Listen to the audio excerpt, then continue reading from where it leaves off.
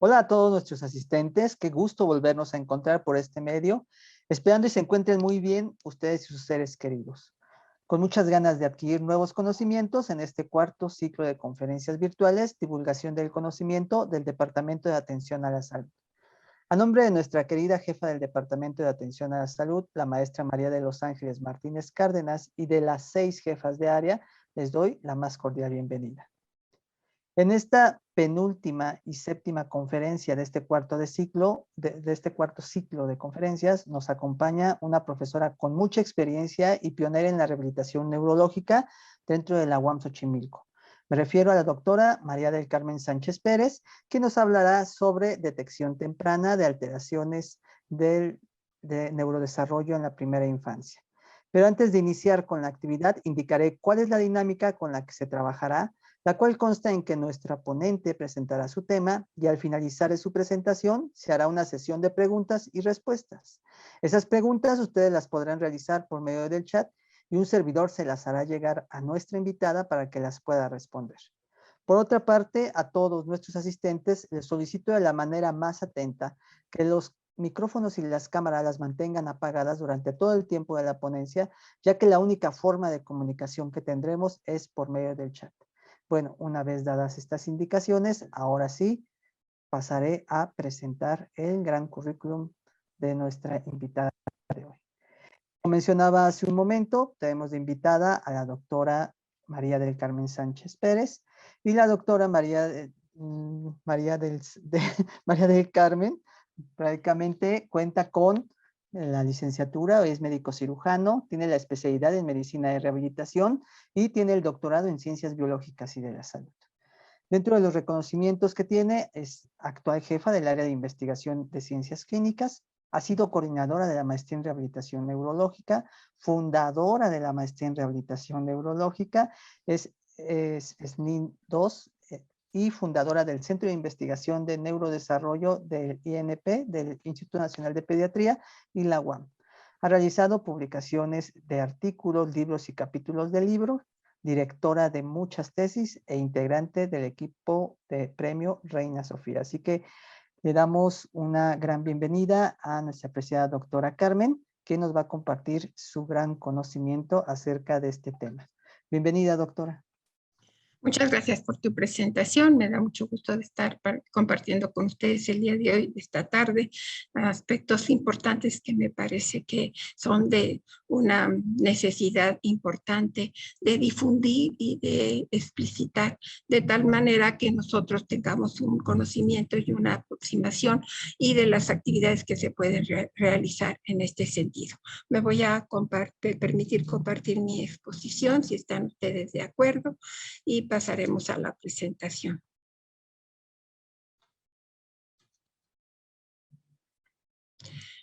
Obviamente, la detección temprana en el campo del neurodesarrollo, hay muchas cosas que podemos detectar tempranamente, pero específicamente en nuestro campo hacemos referencia a las observaciones que llevamos a cabo para identificar manifestaciones de desviación, ya sea en las funciones, que están expresadas básicamente por la forma o la actividad del sistema nervioso y o por los comportamientos que también se organizan en el sistema nervioso, pero que tienen una expresión periférica. Y son el resultado de un riesgo específico, o sea, una relación que existe entre un antecedente o un daño ya concreto que se presenta y que nos da la posibilidad de presentar una secuela, y esta secuela, resultado del daño, pues van a impactar el futuro de la vida de los niños a través de estructurarse como un trastorno del desarrollo. ¿Qué es el daño neurológico? Pues el daño neurológico son las lesiones que se presentan en las estructuras que afectan las funciones, desde luego, del sistema nervioso, y son secundarias a cualquier evento agresor, sea de naturaleza externa o interna, es decir, depende de agresores externos, pero también puede ser por una serie de problemas o alteraciones específicas en el medio interno, como podrían ser, por ejemplo, las alteraciones genéticas que podrían afectar el desarrollo del producto desde la etapa embrionaria. La secuela del desarrollo, pues es una vía final común del daño, es una forma en la que se termina el daño. Y este daño puede ser específicamente en nuestro campo, daño neurológico, pues estamos hablando de que habitualmente afecta una estructura, porque es una vía final de esta lesión específica de la estructura y va a tener una repercusión en sus funciones. Y eso es posterior a la resolución del evento agresor, es decir, ya no está presente el agente agresor y por lo tanto no se puede identificar la causa original.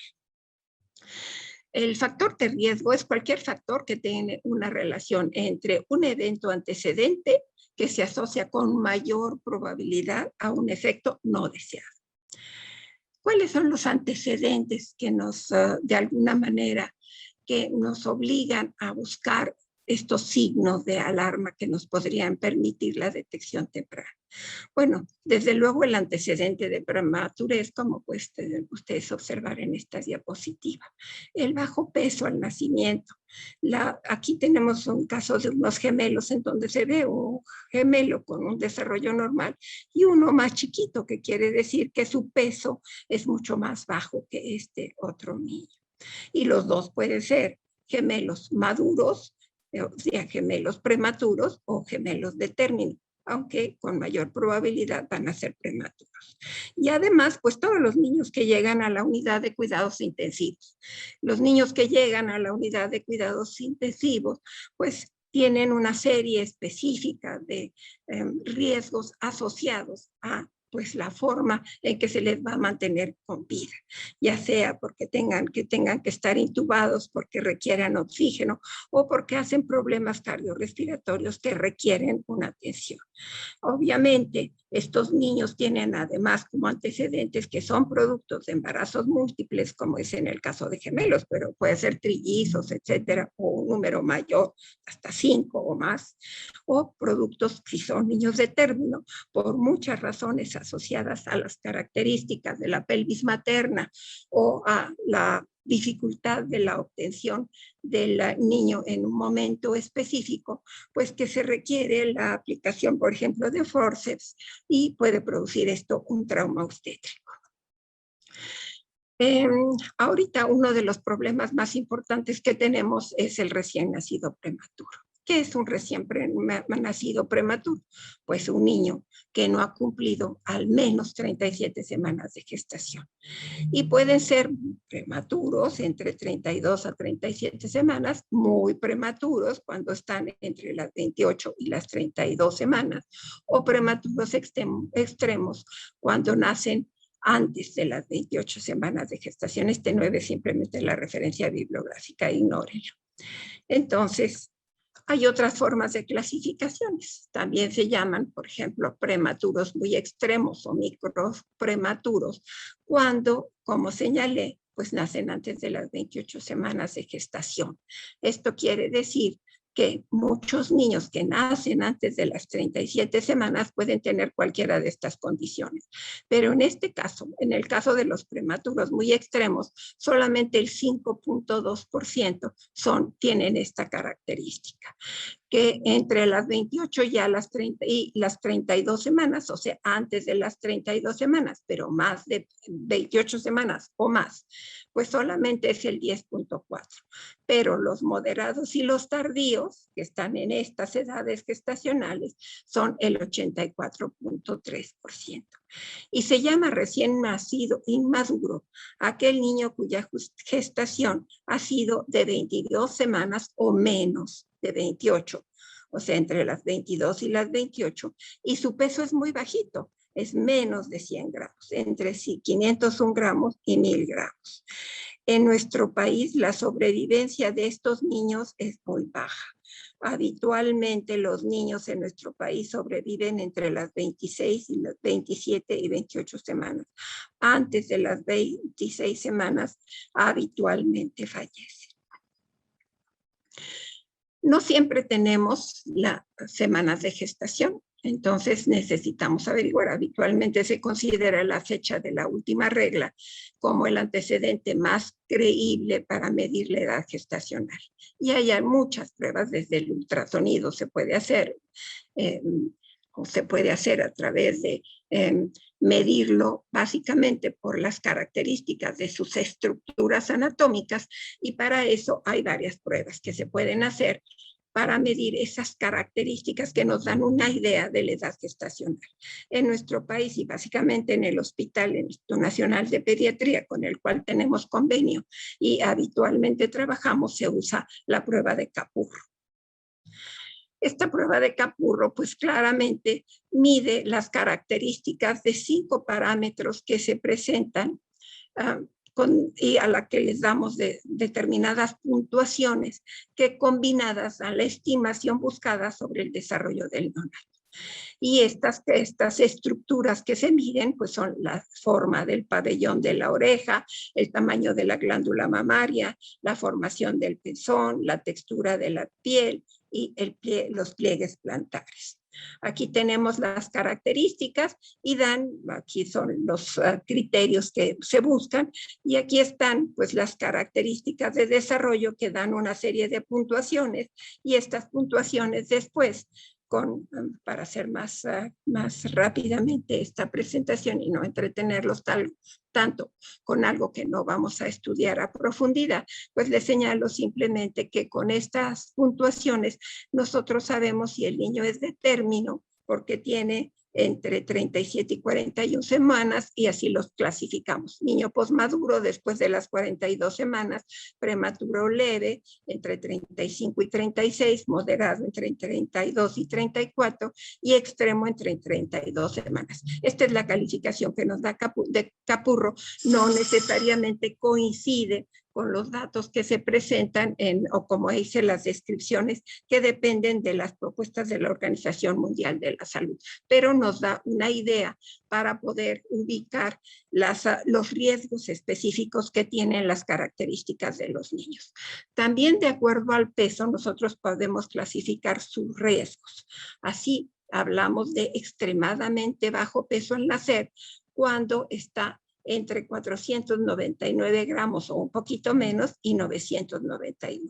Y así tenemos otras clasificaciones, muy bajo peso al nacer o bajo peso al nacer. Obviamente el riesgo mayor se presenta en los extremadamente bajo peso al nacer. Pero una de las primeras evaluaciones que se conoce ya desde hace muchos años para determinar la condición neurológica es en el momento del nacimiento, es a través del Apgar. La doctora Virginia Apgar, desde 1909, y que nació en esa época y falleció en 1975, propuso esta prueba, y se usa en la actualidad y se sigue usando en la actualidad, y es extraordinariamente útil para medir la condición neurológica al momento del nacimiento. ¿Cuáles son los parámetros que utiliza? Pues la prueba evalúa la frecuencia cardíaca, la respiración, el tono muscular, los reflejos y la coloración de la piel. Y aquí están las características específicas. Se da una puntuación. Mientras más baja es la puntuación o más alta es la puntuación, más baja la puntuación, mayor riesgo. Mientras más alta la puntuación, menor riesgo. Y aquí está un ejemplo. Por ejemplo, un niño que tiene una frecuencia cardíaca mayor de 100, llora enérgicamente, se mueve bien, sus movimientos son activos, hace muecas, tose, respuesta a la aspiración de las secreciones, pero tiene color azulado, pues entonces le damos una calificación de 8. Porque bueno, ese es un criterio que está marcando de alguna manera esta calificación. Aquí está, le da 0 de calificación porque es azulado o pálido, y por lo tanto da una calificación de 8. La mayoría de los recién nacidos tienen puntuaciones mayores de 7, debido básicamente a que sus pies permanecen azulados, pero están calientitos. Y entonces, porque no tienen la calificación rosada, o sea, no dan la puntuación de rosado, su calificación es menor de 10. Entonces, si tiene una puntuación entre 5 y 7 al minuto, es posible que se haya presentado algún problema durante el nacimiento. Y eso ha reducido pues, los niveles de oxígeno circulante. Si la puntuación es menor de 5 al nacimiento, obviamente se considera mejor la puntuación, debe considerarse mejor la puntuación a los 5 minutos, pues se debe a un nacimiento prematuro o por cesárea de emergencia, y estas puntuaciones suelen reflejar dificultades durante el trabajo de parto o problemas en el corazón o en el sistema respiratorio. ¿Cuáles son los factores de riesgo de patologías perinatales? La patología perinatal se califica a partir de cuando el niño tiene 26 semanas hasta el primer mes de vida. Así se considera que es una patología perinatal, es decir, que está en el periodo perinatal que corresponde a ese periodo de tiempo que les acabo de señalar. Y la presencia, por ejemplo, esto se considera un riesgo muy importante para presentar encefalopatías perinatales. Esas encefalopatías perinatales son secundarias básicamente a asfixia perinatal, a hipoxia isquemia, a alteraciones metabólicas, básicamente la hiperbilirubinemia, algún problema respiratorio que en general lo llamamos distrés respiratorio, o a sepsis. Es decir, los niños en nuestro país nacen en una institución y habitualmente esa institución no tiene sala de terapia intensiva y hay que trasladarlos a una institución pediátrica donde sí tiene una sala o una unidad de cuidados intensivos. Y eso pues produce que el niño al ser trasladado pueda adquirir una infección o bien ya estando hospitalizados adquirir una infección nosocomial. Esto es una hemorragia en el cerebro de un niño prematuro. Aquí sería, esto es la imagen por dibujo y aquí ustedes verían estas imágenes que están señalando hemorragias en diferentes puntos de mayor o menor gravedad en función, y esto es un ultrasonido cerebral. Aquí estamos hablando de un niño que requiere exsanguíneo transfusión o que requiere fototerapia y por lo tanto se le tapan los ojitos para que con la luz ultravioleta que se provee pues no se dañen su retina. Esto es un niño con una malformación de la cadera, pues que también ha tenido algún riesgo adicional y tiene un casco cefálico para respirar. Esto es para representar la posibilidad de que tenga una infección. Y aquí tenemos a un niño de término asfixiado que en donde está metido con un sistema específico de enfriamiento para mejorar su ritmo general y su necesidad de glucógeno o de glucosa, y por lo tanto baja sus requerimientos metabólicos y puede conservarse más estable con menos riesgo. Y aquí estamos viendo un niño prematuro que por la oxigenación que requiere y que puede ser muy alta en ocasiones puede presentar una retinopatía. Una prueba que se usa muy frecuentemente en forma adicional para medir el riesgo a partir de problemas respiratorios que se presentan con tanta frecuencia en los niños de término o prematuros es la prueba de Silberman-Anderson. Esta prueba se califica al revés que el Apgar. Mientras más puntos tiene, más riesgo tiene. Mientras menos puntos tiene, menos riesgo tiene. Y aquí medimos los movimientos toracoabdominales, el tiraje costal, la retracción gifoidea, el aleteo nasal y el tejido respiratorio. Aquí están más o menos las características de cómo se van otorgando los puntos en este sistema. Aquí hay una representación gráfica del mismo problema y bueno, aquí está la forma en que cuando obtenemos estas puntuaciones, pues como les señalaba yo, 0 puntos, pues quiere decir que no tiene problema respiratorio, mientras que a partir de 7, pues ya pensamos que hay una dificultad respiratoria severa. No solamente estos son datos en que nos están hablando de riesgo, pues también hay riesgos específicos. Por ejemplo, si tenemos a un niño en incubadora con 80 aparatos, pues obviamente el control de cada aparato debe ser sumamente estricto. Si esos controles no son tan estrictos, pues puede ser una condición de riesgo. La hipotermia, y por eso tenemos que medir la temperatura constantemente, pues es otra condición de riesgo. El niño no puede someterse a enfriamiento y por eso está en incubadora. Y también la pérdida de calor. Entonces el niño cuando está perdiendo calor, y sobre todo en el niño pequeño que tiene poca grasa, pues pierde muy rápidamente color. Entonces a veces se usan los plásticos para mantener la temperatura y por lo tanto la disipación de calor. Y la otra forma, pues es que el niño que tiene un riesgo específico pierde un reflejo muy importante, que es el reflejo de deglución. Y por lo tanto hay que alimentarlo adicionalmente. La pérdida del reflejo de este reflejo, pues es una condición de riesgo específicamente, que es muy importante evitar por la posibilidad tanto de una fatiga con un gasto energético muy importante, como la posibilidad de que si tiene algunos movimientos de deglución pueda broncoaspirar. Y por lo tanto, pues eso, si broncoaspira, pues hay que aspirar. Y las broncoaspiraciones, pues son otro factor de riesgo.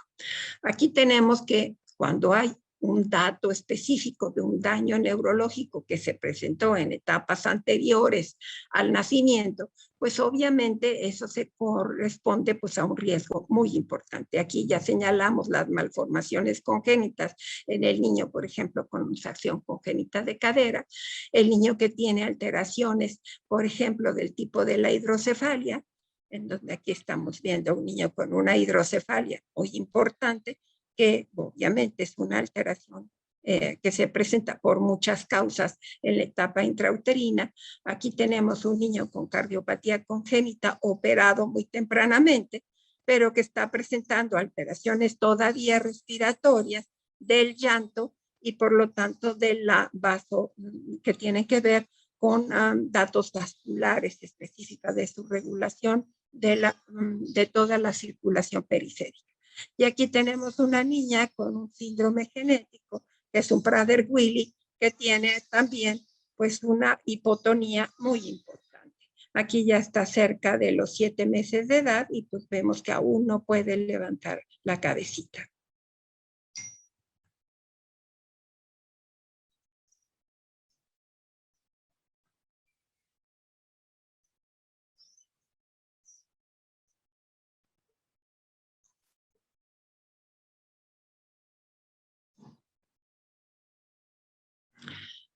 Hay otras condiciones que de alguna manera se consideran como negativas por solamente la estancia en la UCI.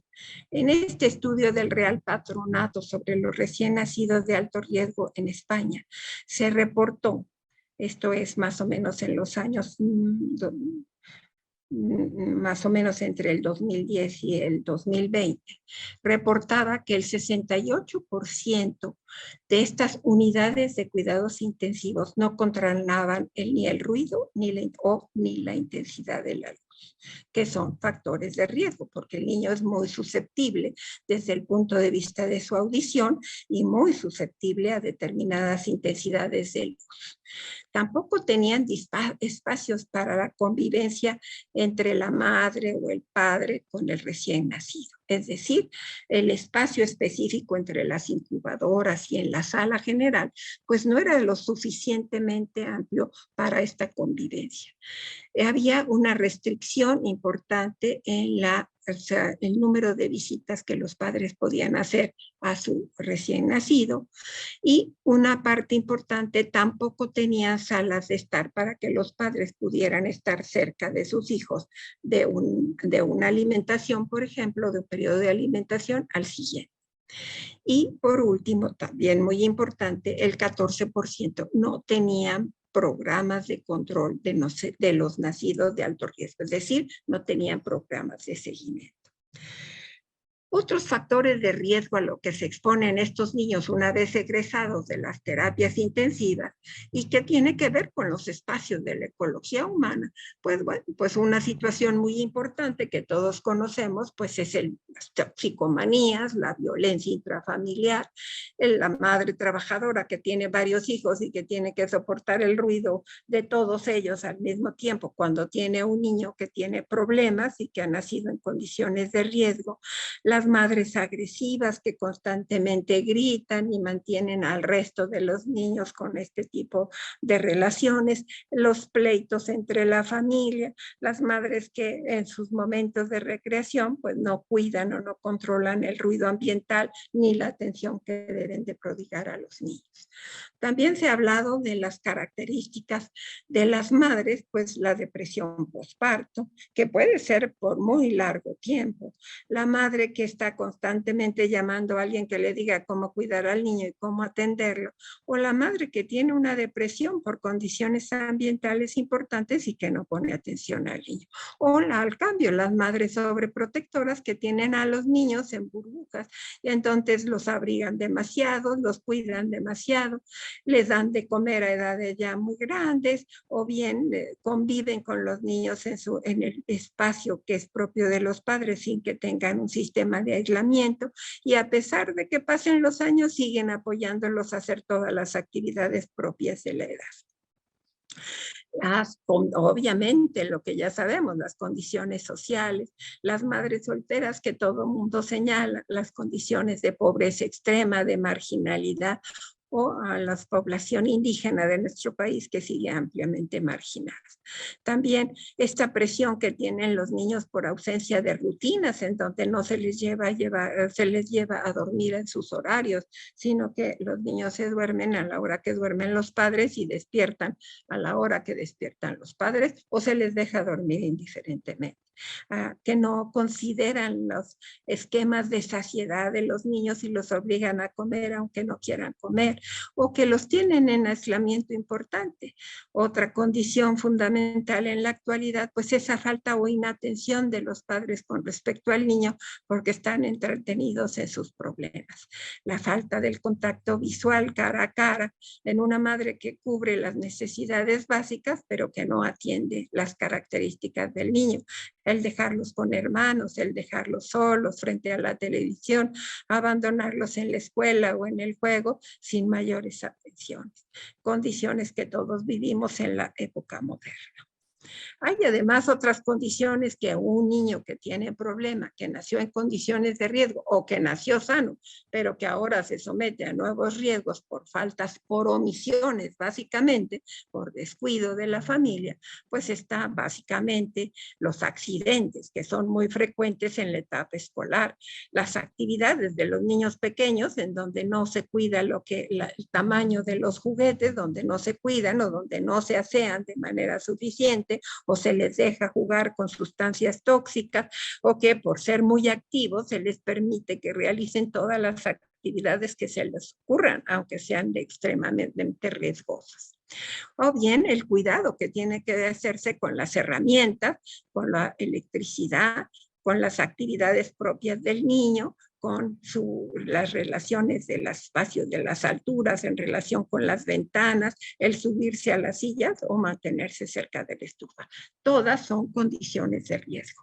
Obviamente esto se presenta en niños un poco mayores, pero en los niños pequeños estas sí son condiciones que favorecen los riesgos, desde la presencia de traumas específicos o de broncoaspiraciones que producen un problema importante de anoxia y por lo tanto un daño secundario al sistema nervioso. ¿Estos cómo los detectamos? Pues a través de los signos de alarma. ¿Qué es un signo de alarma? Bueno, es un signo clínico que nosotros podemos observar como bandera roja para la detección de una secuela funcional secundaria al daño neurológico. Y nos sirve para identificar aquellos datos que tienen una mayor probabilidad de asociarse a algún trastorno del neurodesarrollo durante la maduración del niño. ¿Qué implican los signos de alarma? Bueno, pues son modificaciones cualitativas en las conductas, que las podemos ver en la forma activa, es decir, cuando el niño está haciendo algo, o lo podemos observar aunque esté quieto. Otra es que siempre son de base neurológica y es una observable que se puede tener claramente durante la evaluación clínica pediátrica, cuando el niño está realizando una actividad o, como señalaba yo, cuando se presenta y su actividad no está presente, pero de todos modos puede observarse, como es, por ejemplo, el cambio de tono, como habíamos visto en un ejemplo, que solamente la postura nos está hablando de un cambio de tono. O bien cuando se afecta a la regulación de estos automatismos, como señalé antes, el tono, la actividad refleja primitiva, y estas porque se alejan de nuestra norma, o sea, lo que estamos esperando para determinada edad del niño, o se presenta de una forma distorsionada, que eso no lo vemos nunca en las edades de desarrollo. Y aunque el signo de alarma se expresa en forma de desviación conductual, siempre se refiere a la base neurológica. Esto es, un niño que no aprende a leer y escribir es una desviación conductual, ¿sí? Bueno, pero eso tiene una base neurológica. ¿Por qué? Bueno, porque ese procesamiento del aprendizaje se da precisamente en el sistema nervioso. Los signos de alarma se registran desde las edades más tempranas del desarrollo, pero van cambiando según la edad. Suelen presentarse siempre varias al mismo tiempo, pero una condición importante que tenemos que tener en cuenta siempre es que pueden ser transitorios. ¿De qué va a depender que sean transitorios? Pues precisamente de cómo los cuidamos, cómo los atendemos o cómo entran a programas de intervención temprana para corregir estas situaciones. ¿Cuándo debemos buscar un signo de alarma? Bueno, ya dijimos que cuando hay antecedentes de riesgo, porque los niños nacieron en la UCIN por cualquier causa, por prematurez, por niños de término, por trauma, porque estuvieron asfixiados, porque hicieron una encefalopatía específica, porque tuvieron una patología neurológica concreta. Por los antecedentes que se reportan en los expedientes, porque a veces los padres no tienen el antecedente claro o no se les explicó de la manera suficiente, pero eso está reportado en su expediente. Por el reporte que otro miembro de la familia hizo. A veces las abuelas son mucho más observadoras, o los vecinos que han tenido ya otros hijos les señalan o les indican a los padres que el niño no se ve como otros niños. Y no siempre la ausencia de antecedentes elimina la posibilidad de tener un signo de alarma. Puede observarse el signo, buscarse los antecedentes y no encontrar. Otra cosa importante es que muchas de estas observaciones que nosotros registramos a una edad aparentemente desaparecen durante el crecimiento, pero se van a manifestar con otra modalidad conductual o funcional más adelante. Cuando nosotros los identificamos, eso nos facilita las decisiones en términos de la necesidad de hacer un diagnóstico y establecer los requerimientos terapéuticos. Es decir, cuando nosotros podemos establecer el diagnóstico de que hay un diagnóstico de un síndrome que nos da cuenta de un posible trastorno posterior, necesitamos una intervención temprana. Y esta intervención temprana pues tiene muchas modalidades. Los signos neurológicos no siempre constituyen elementos que permitan establecer el pronóstico de un trastorno posterior, porque cambian, como les he señalado, en función de la edad. Entonces, desde muy temprano, nosotros no podemos establecer el pronóstico, podemos establecer un diagnóstico y el pronóstico nos lo va a dar el seguimiento. Es decir, las manifestaciones del niño, si cambian, si no cambian, si desaparecen, si se acentúan, si desaparecen por un tiempo y vuelven a presentarse. ¿Cuáles son estos signos de alarma que nosotros podemos identificar a través de, por ejemplo, alteraciones en la regulación autonómica? Bueno, pues el llanto. El niño es terriblemente irritable y no deja de llorar y no se calma ante ningún evento. Porque el niño, como ya vimos en este caso, el niño de la cardiopatía, bueno, pues presenta un llanto difícil, presenta hipertono, presenta cambios vasculares, ¿sí? Y además podría presentar alteraciones del sueño y alteraciones de la atención. Obviamente esto no se ve aquí.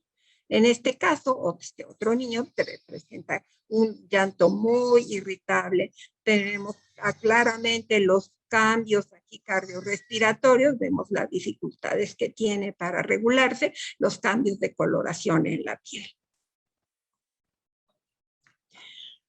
Otros signos de alarma están relacionados con la postura y los movimientos.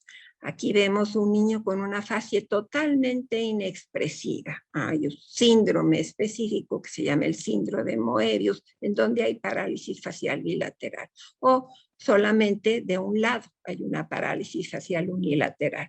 Aquí tenemos un niño que, a pesar de que está creciendo, tiene ya 6 meses, de todos modos está haciendo un estrabismo convergente. Este otro niño tiene un dato que está hablándonos de hipertono de los párpados y por eso vemos esta partecita blanca aquí. Aquí tenemos un niño más grande en donde está usando una extremidad que tiene un comportamiento de la mano diferente a lo que esperaríamos para un niño de esta edad.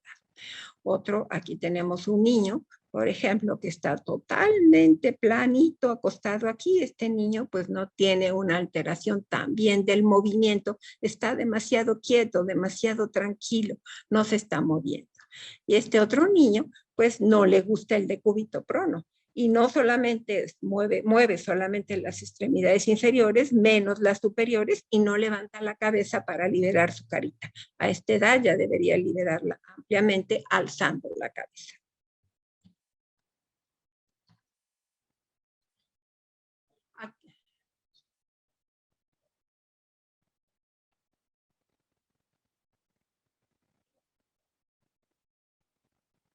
Aquí tenemos, obviamente, la descripción de un niño con un hipertono extremo. Aquí tenemos otro niño que está presentando el contrario, un hipotono. Su cabecita está retrasada, pero como nosotros vemos su tronco está como muy blandito y cuando lo llevamos hacia abajo baja la cabecita. Entonces esa cabeza retrasada es diferente a esta cabeza retrasada que nos está hablando del hipertono. Aquí veamos cómo este es un niño prematuro, este chiquito, pues como vemos aquí las características del hipertono, pues no solamente por el tamaño de su cabeza se ve este espacio en el hueco del cuello, sino que también vemos que sus hombros están alzados con respecto al plano de la mesa. Otros datos importantes son los datos visuales. Aquí tenemos un niño que es muy raro observar, pero tiene un nistagmus vertical. Nos está hablando de una alteración importante en el sistema nervioso. Y otros signos de hipertono, pues obviamente los niños mantienen esta flexión extrema de la muñeca, los dedos empuñados y el pulgar atrapado. Aquí está un Babinski, o sea, abre sus piecitos como abanico con cruzamiento de las extremidades y aquí está el signo de Babinski. Estos son signos de piramidalismo. Esto quiere decir que hay alteraciones corticales. En la corteza cerebral motora hay alteraciones.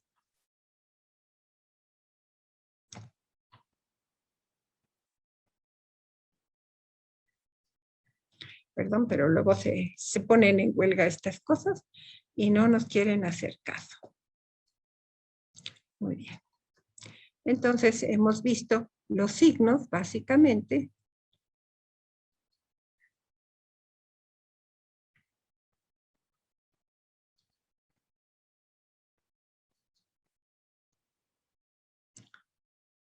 Espero que me estén escuchando todavía. Sí, maestra, todavía estamos. Entonces, aquí estamos viendo, al contrario, vimos el hipertono, pues ahora estamos viendo el hipotono. Como les decía yo, los niños están totalmente planos sobre la mesa. Este es un caso extremo todavía en la unidad de cuidados intensivos, en donde se ve el hipotono, el problema de cardiorrespiratorio, pero además tiene cloro. O sea que esto está hablando de la liberación del sistema piramidal, por lo tanto de un daño cortical severo. Este es un niño con síndrome de Down que se ve el hipotono, ¿sí? Pero además un rango de movimientos muy amplios que también nos habla de esas características del tono muscular. Este es el caso de un niño ciego, que ya mucho más grande, en donde también vemos las características del hipotono y movimientos estereotipados, es decir, que repite y repite el movimiento y no lo lleva a hacer a lo visual, porque pues primero le cuesta trabajo superar el tono y lograr un movimiento que permita llevar sus manos a la línea media y desde luego verlo porque es ciego. Este es un niño con una secundario, un hipotono, secundario a hipotiroidismo congénito, en donde vemos la posición lateral de la cabeza y no vemos que se alinee ya con el tronco, a pesar de que este niño ya tiene 3 meses. Aquí estamos viendo ahora signos de alarma relacionados con las conductas visuales y auditivas.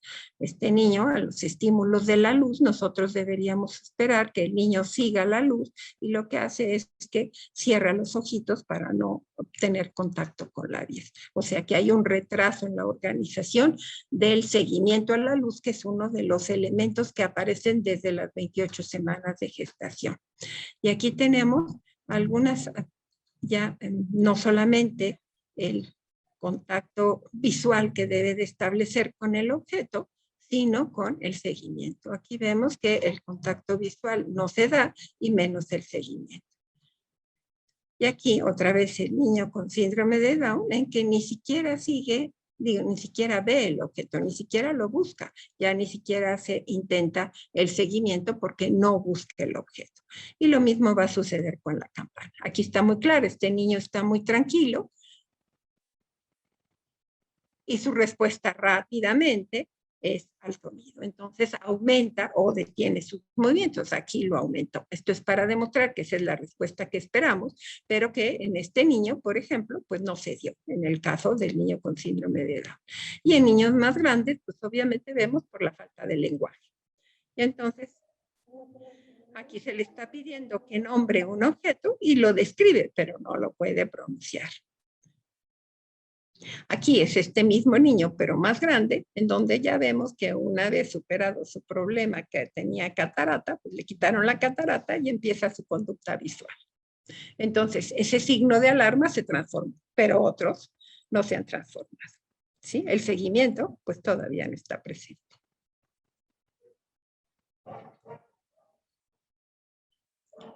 Entonces, hay otros signos de alarma que son signos duros neurológicos, la presencia de convulsiones. Eso nunca lo vemos en el desarrollo. Entonces, un niño que convulsiona, ya sabemos que de alguna manera es un niño que tiene una alteración importante neurológica.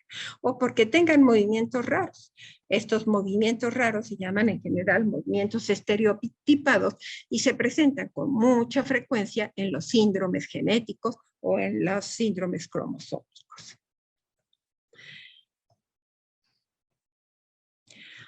Hay en este mismo estudio del Real Patronato en Madrid, España, se hizo una encuesta a los hospitales para ver si habían identificado los factores de riesgo en los niños que tenían alguna secuela, o sea, ya tenían la secuela específica.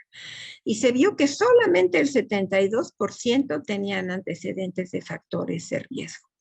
El 13.6 no tenían factores de riesgo y el 13.6 también, pues no contestaron la encuesta y por lo tanto no se supo si tenían o no estos factores de riesgo. Pero lo que llama la atención es que en la encuesta que se hace en las estancias infantiles a los padres de 216 niños que asistieron a 36 escuelas infantiles, esto es lo que equivale a nuestras guarderías en la Ciudad de México o en el distrito o en el país México, pues entonces encontramos que aquí los profesores de estas estancias infantiles sí habían identificado entre el 32.4, esto es en la escuela o en los programas de atención temprana, esta cantidad importante de niños que estaban presentando ya deficiencias.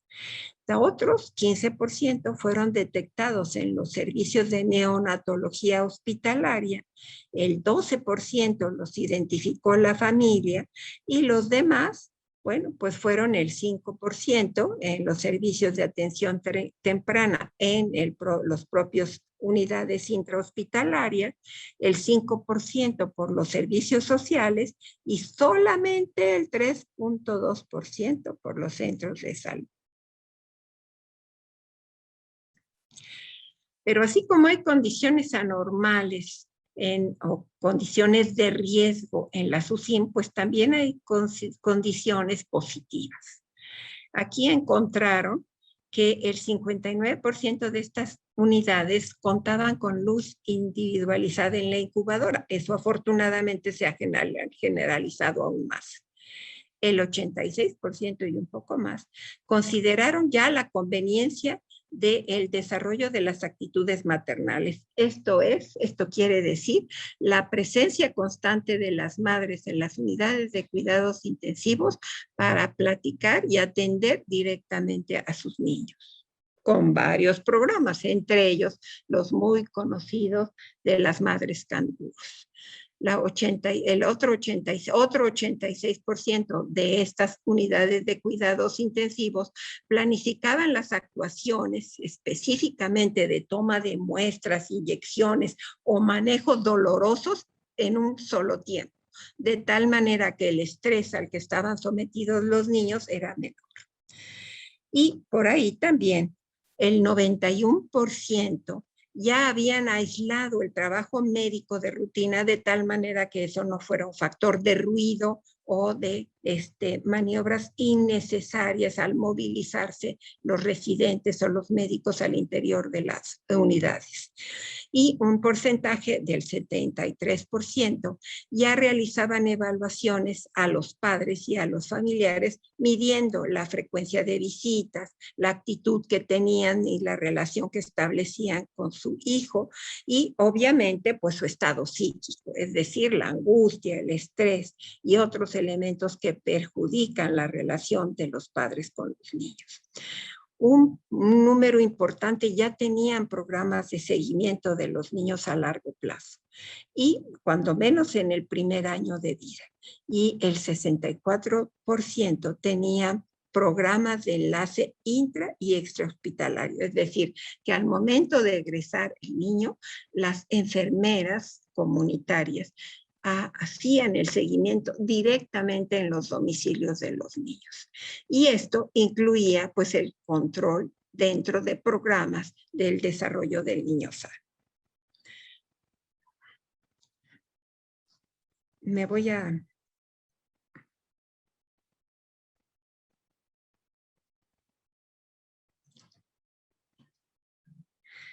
a permitir de dejar de compartir este PowerPoint y poner el siguiente, que creo que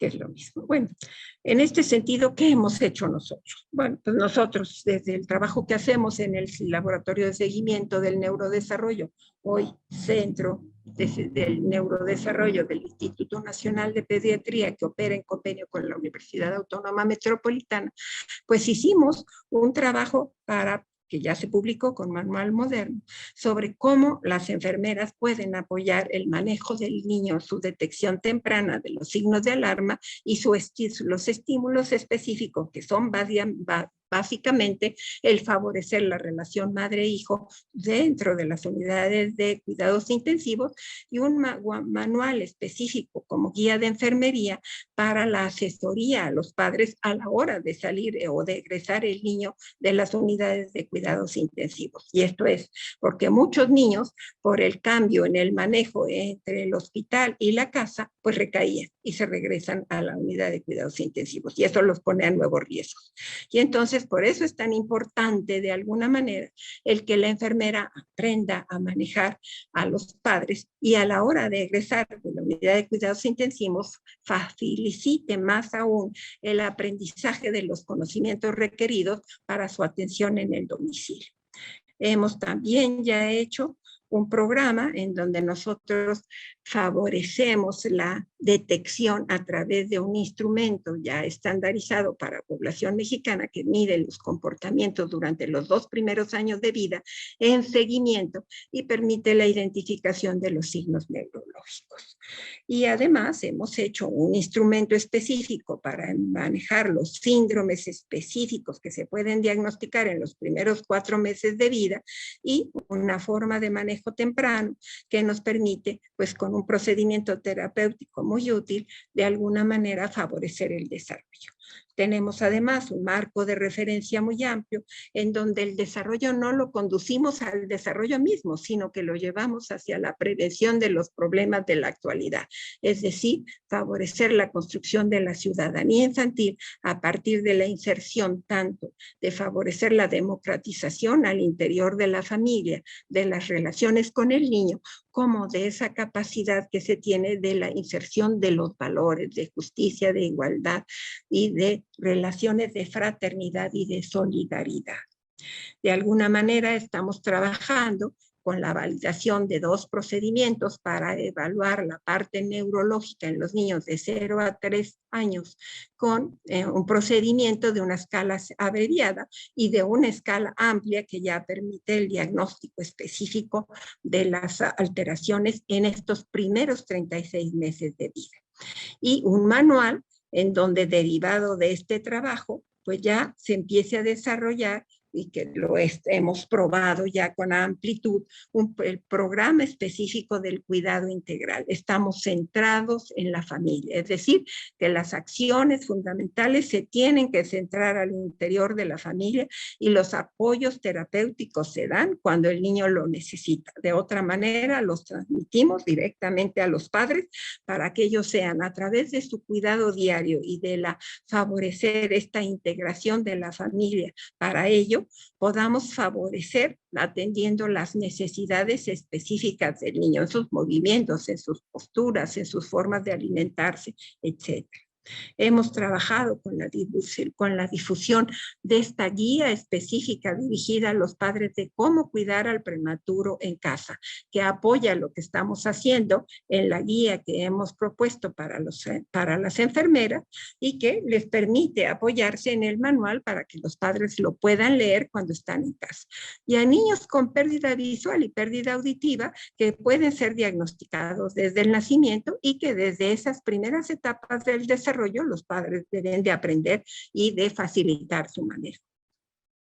Por otro lado, en función de los riesgos sociales, no solamente de los riesgos biológicos o de la combinación de ambos, hemos establecido ya una serie de documentos específicos que orientan a los padres en el sentido del manejo, con una serie de cartillas específicas que pueden usar para apoyarse y que últimamente, además, pues ya pusimos a disposición no solamente estos elementos de una información general de las cartillas, sino ya una serie de manuales de procedimientos para ser seguidos por personal de salud, tanto para vigilar el desarrollo como para promocionarlos.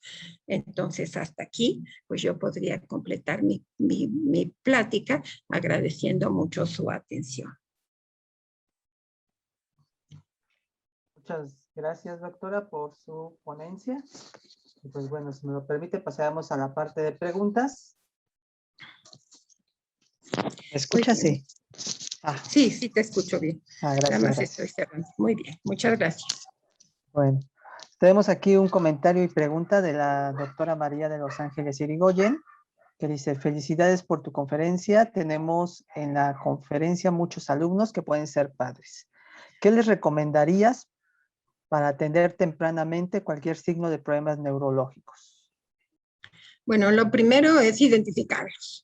Lo segundo es, eso siempre se requiere canalizar. Cuando es solamente un signo aislado, bueno, digo, en términos generales es muy raro que haya un signo aislado. Generalmente hay varios signos. Eso indica la necesidad de referirlo siempre a un pediatra. Es decir, en términos generales hay que referirlos para su diagnóstico. La identificación simplemente nos sirve de alguna manera para saber que eso existe, pero quien debe determinar si eso es un problema real y si es realmente un signo o es una cuestión temporal es el pediatra, porque el pediatra tiene la obligación de hacer un seguimiento tanto al niño sano, y el seguimiento del niño sano es para favorecer el desarrollo básicamente y evitar problemas de salud. Y en ese favorecer el desarrollo, la posibilidad de identificar un problema y por lo tanto sí ver la posibilidad de que esto se solucione a nivel de la familia a través del cuidado cotidiano, o bien que requiere integrar a un programa de intervención temprana, es una decisión ya muy formal, ya tiene que ser muy especializada. Claro. Muchas gracias. Mariana Alfaro pregunta: en caso de ser posible, ¿hasta qué edad puede ser reversible el daño neurológico? A cualquier edad es reversible. Entonces depende de la severidad, depende del síndrome que se está presentando, depende del trastorno y depende sobre todo del manejo de la familia. Si nosotros siempre queremos aislar al niño de la familia, eso no tiene buen pronóstico. porque la familia se acostumbra a las manifestaciones del niño y las considera normales, ¿sí? O no tiene esa capacidad de observación porque su cultura no se lo permite, porque no se le ha educado tal, o porque no le prestan atención a los niños. Hay tanta variedad de problemas que es muy difícil determinar qué es el elemento, pero niño y familia es una unidad. No se puede trabajar al niño al margen de la familia. Si la familia no responde a nuestro interés, a nuestro entusiasmo, porque se resuelvan los problemas, es muy difícil que consigamos algo. ¿Se puede curar? No, no se pueden curar, se pueden reorganizar los niños, ¿sí? No es una enfermedad, la secuela ya es un hecho. ¿Se puede revertir? Sí, porque hay reorganización nerviosa, pero siempre existe el riesgo de que se presente una manifestación diferente. Por lo tanto, el seguimiento tiene que ser muy prolongado, muy prolongado. Esto quiere decir todo el desarrollo infantil hasta la adolescencia. Y en función de las manifestaciones, podemos asesorar a la familia para su modificación, porque obviamente no es lo mismo lo que requiere un niño recién nacido de lo que requiere un adolescente. Son cuestiones totalmente diferentes. O un niño escolar o un preescolar. Son niños diferentes, son condiciones diferentes, son entornos diferentes, pero la familia en los niños siempre es el núcleo central, siempre es el que puede favorecer el desarrollo del niño si lo considera como parte integrante y responsabilidad de esta familia. Muy bien. Caro Perales pregunta, ¿hay factores para que los bebés nazcan prematuros? Y de ser así, ¿cuáles son? Bueno, hay muchos factores de prematurez, una buena parte no se conoce, pero una parte importante es la propia adolescencia, la inmadurez de la madre, o sea, la presencia del embarazo adolescente es un riesgo específico. Otro es el de las madres ya a edades mayores, también es un riesgo. La presencia de embarazos múltiples es un riesgo. Las enfermedades crónicas de las madres, las enfermedades, por ejemplo, la cardiopatía de la madre o la enfermedades inmunológicas de las madres. O sea, los factores de riesgo de la prematurez son muchos, incluyendo las infecciones de las madres, que son, por ejemplo, por infecciones vaginales que después pasan al útero, contaminan el útero y hay también una forma como un elemento más del riesgo específico para un parto prematuro. El exceso de peso o el bajo peso, la talla baja, o sea, las causas de prematurez son múltiples. Ok, muchas gracias. Julia Andonegui pregunta, si identificamos varios signos de alarma en un infante, ¿cuál es la recomendación de institución para que apoyen a los padres con el diagnóstico y tratamiento? Hay que mandarlos a una institución, o sea, básicamente se mandan a instituciones. Bueno, en la actualidad el sistema de salud implica que los niños están en seguimiento en los centros de salud. Los centros de salud tienen obligación de mandar al segundo nivel donde hay pediatras. El segundo nivel tiene obligación al tercer nivel para hacer los diagnósticos específicos, porque ya vimos que muchos trastornos o alteraciones del desarrollo tienen una causa muy específica o muy concreta y otros son generales. Los riesgos perinatales pueden ser generales, pero las enfermedades neurológicas específicas o las causas específicas pues dependen y entonces dependen de muchos elementos y por lo tanto pues el pediatra es el que tomará la decisión a dónde debe ser canalizado en función de lo que sospeche, ¿sí? Pero en principio el procedimiento en nuestro país es ese. Si es una práctica profesional privada, pues obviamente los pediatras son los responsables de los seguimientos. Y habitualmente, pues en la práctica privada lo hacen los pediatras, o sea, identifican los signos y los canalizan a donde consideran importantes, básicamente en forma privada también, en instituciones privadas. Pero en el sector salud, que es lo que nos interesa a nosotros, que es con los que trabajamos, tienen que seguir ese procedimiento. Es el centro de salud el que refiere. Hay ahorita programas adicionales, por ejemplo, en la delegación Tlalpan estamos implementando un programa que la propia delegación ha hecho para la identificación de los niños a riesgo, que se identifican a través de las visitas domiciliarias o a través de la supervisión que hacen a los centros específicos de cuidado de niños, es decir, a los preescolares, hacen evaluaciones específicas y encuentran el riesgo, los empiezan a enviar ahora con nosotros a un programa específico que acaba de dar inicio en la delegación Tlalpan y que se formó una unidad específica para ello junto a la la parte que antes era la tienda. Y esto es un convenio específico con la delegación de Tlalpan, y la delegación es la responsable directamente de la atención de sus niños propios de la delegación, y estos son canalizados con nosotros o a otras instituciones del sector para su diagnóstico específico. Muy bien, excelente. Hay otra pregunta aquí de Julia y dice, ¿la prueba EDI es recomendable para un primer contacto y valoración rápida? ¿Sí? La EDI es la que esta es un elemento normativo en la actualidad. Nosotros hemos propuesto algo alternativo al EDI, y esa propuesta alternativa es porque es más simple, es más sencilla, se hace más rápidamente. El EDI tarda un poquito más. Esta prueba, nosotros tenemos ya un sistema de calificación mucho más rápido, pero por norma, la norma es la aplicación de la prueba EDI. Nosotros ponemos a disposición nuestro sistema porque en caso de que no tengan o sea, no asistan regularmente a un centro de salud, bueno, pues entonces nosotros tenemos esta prueba alternativa que se hace de forma rápida, y de todos modos el niño, una vez que se identifica con problema, puede ser remitido al centro de salud correspondiente para que repitan la prueba con la prueba EDI y sea canalizado a donde corresponda. Claro. Gabriela Villeda pregunta, muchas gracias por los conocimientos compartidos en su ponencia.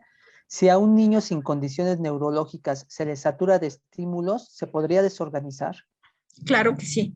Una condición muy importante en la actualidad es esta falta de vigilancia de los padres, que sustituyen su atención y su contacto directo y sus relaciones afectivas con los niños con los juguetes. Y entonces los dejan con una cantidad de información enorme. Si el niño tiene mínima condición de riesgo, tiende a desorganizarlo. Cuando el niño es totalmente normal, pero yo diría que entre lo normal y lo patológico es una línea divisoria tan tenue que es muy difícil decir esto es totalmente anormal, esto es totalmente normal. Entonces al niño hay que cuidarlo personalmente, rodearlo de afectos, de seguridad, pero también de orden, de rutinas, de responsabilidades. Y por eso hablamos de ciudadanía infantil. O sea, la ciudadanía infantil hay que formarla con esto, con respetar los derechos de los niños, pero también generarles responsabilidades y establecer una serie de rutinas que permitan la organización, no la desorganización. El caos, el manejo caótico de las acciones siempre conducen problemas, siempre. Muchas gracias, doctora, por todos estos conocimientos, por estas respuestas tan claras que en verdad nos deja a todos pensando de repente en esta parte, a tal grado que hay alumnos que de repente me preguntan aquí en el chat, ¿dónde podemos contactar a la doctora? Y como estudiantes podemos acercarnos a usted si tenemos dudas. Desde luego que sí.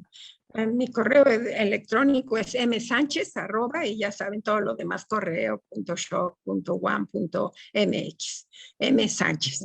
Y además nos encuentran cuando ya iniciamos las actividades, obviamente, en la planta baja, enfrente de la cafetería, en el espacio de la maestría en rehabilitación neurológica. Y ya sea yo o cualquiera de los integrantes del posgrado, siempre estamos dispuestos a apoyarlos en lo que podamos.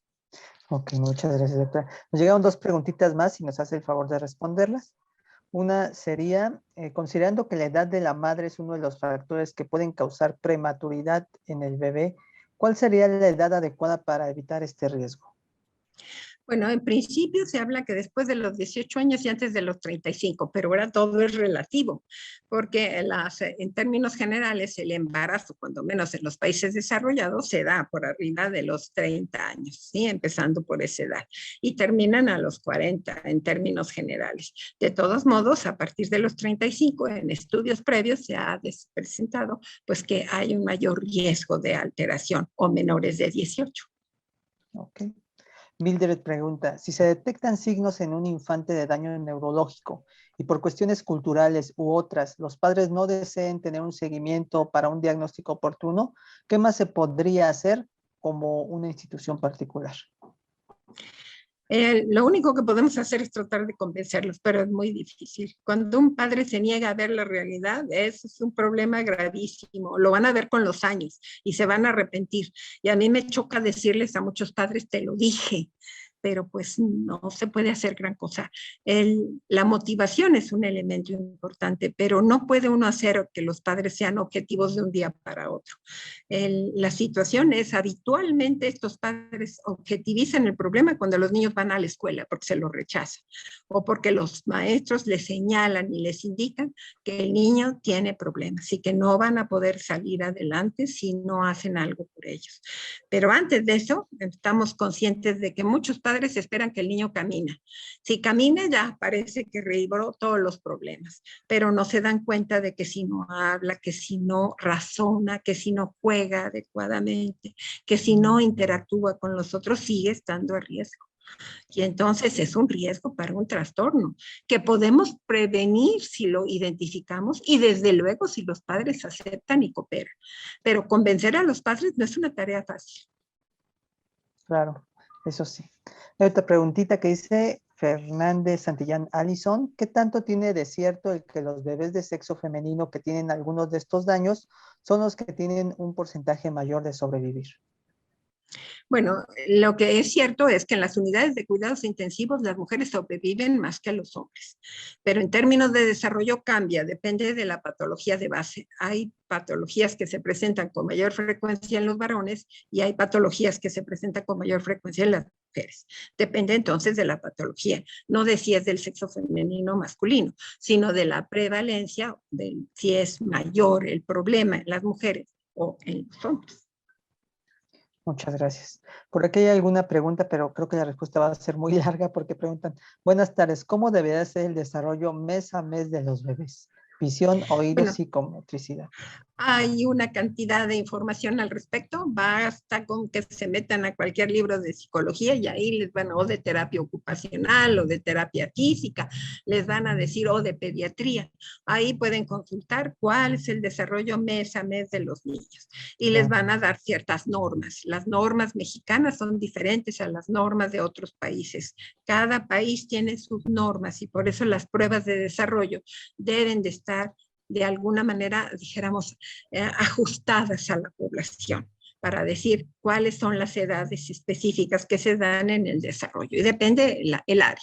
Puede ser el área motora, el área personal social, el área del lenguaje, el área mental, etcétera. Depende de la prueba que se quiera seleccionar para evaluarlo. Pero el proceso que se da es muy similar en todos los niños. Nada más que cambian las edades de referencia en función de la población. Ok. Ahora sí, vámonos con la última pregunta por el tiempo, doctora. Y dice Mariana Alfaro, ¿la estimulación temprana es recomendable para niños que no presentan patologías? Bueno, hablemos de diferentes estimulaciones tempranas. La estimulación es cuando se habla de estimulación temprana, es un término que surgió en Estados Unidos y era para los niños de baja condición económica, que requerían, en teoría, parecerse a los blancos, a los que se llamaban a los blancos protestantes. Entonces, si no se parecían, pues es que estaban retrasados. Y entonces se generaron programas de estimulación para ponerlos al tanto de la clase media blanca y protestante. Entonces, de ahí surgió el término de estimulación. Lo que el niño no requiere es estimulación nada más, requiere estimulación y restricciones. El niño tiene que tener estímulos, pero tiene que tener restricciones. No puede hacer lo que se le pegue la gana. Tiene que tener normas y límites sobre los cuales se mueva. Y eso se da desde el principio, a través de las rutinas. Entonces, tiene que tener sus horarios de comida, sus horarios de sueño, sus horarios de juego, sus espacios de interacción, el cuidado de sus pertenencias, el cuidado de su hogar, la participación en las actividades de la vida cotidiana con sus padres y con sus hermanos, etcétera. Claro.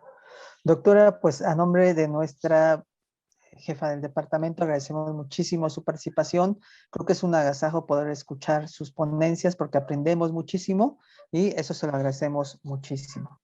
Entonces, doctora, muchísimas gracias.